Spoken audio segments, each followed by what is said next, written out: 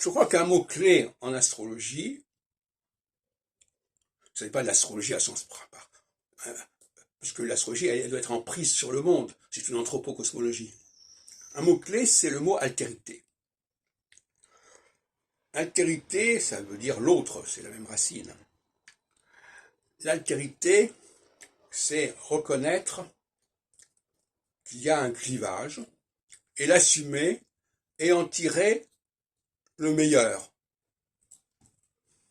Les Juifs ont souvent symbolisé l'altérité, justement. Celui qui n'est pas assimilable,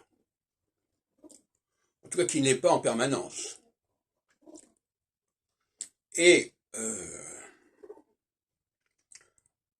y a des périodes en phase équinoxiale où la conscience de l'altérité ne doit pas conduire à son déni, à son dépassement, mais au contraire d'assumer cette altérité. J'emploie un mot qui est très sartrien, paradoxalement, puisque Sartre, il est dans l'existentialisme, mais pour moi, l'altérité, c'est essentialiste.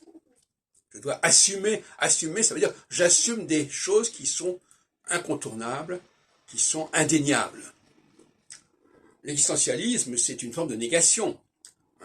Voilà, je suis ceci, mais je peux devenir autre chose. Donc il y a toute une problématique autour de l'altérité qui n'a pas été suffisamment creusée, à mon avis. Donc l'astrologie, c'est la science de l'altérité. Et dans l'altérité, il y a évidemment la notion de cyclicité. Il y a aussi la notion d'alternance, qui sont des notions qui sont souvent très confuses. On nous parle d'alternance, mais on ne sait pas très bien alternance de quoi, avec quoi. On parle d'alternance de personnes, de programmes, mais il n'y a pas une véritable conscience structurelle de l'alternance. On n'a pas conscience de la nécessité de ces alternances. On ne dit pas il est indispensable qu'il y ait cette alternance. Bien sûr, on nous dit il faut remplir les caisses de l'État pour pouvoir pratiquer une politique sociale, des choses comme ça. Bon, très bien. Mais l'altérité, c'est une clé fondamentale du plan divin. Et d'ailleurs, quand on lit dans la Genèse, Dieu créa l'homme, Adam, homme et femme, à son image à lui, bon, ça veut bien dire qu'il y a une altérité. Et les gens vous disent, oui, mais vous comprenez, il y a... Alors j'entends des expressions ce matin, les femmes doivent avoir la place qui leur revient. Mais ça, c'est une position totalement quantitative. C'est-à-dire, il y a tant de femmes, eh bien, on doit avoir autant de postes pour les femmes. C'est le problème de la parité. Donc, c'est une sorte de négation purement, épistémologiquement, c'est une négation complètement débile. Parce qu'on ne veut pas préciser ce qui distingue l'homme et la femme.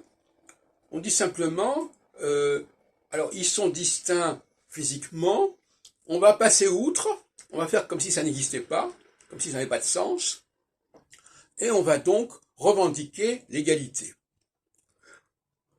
Alors l'égalité, qu'est-ce que ça veut dire?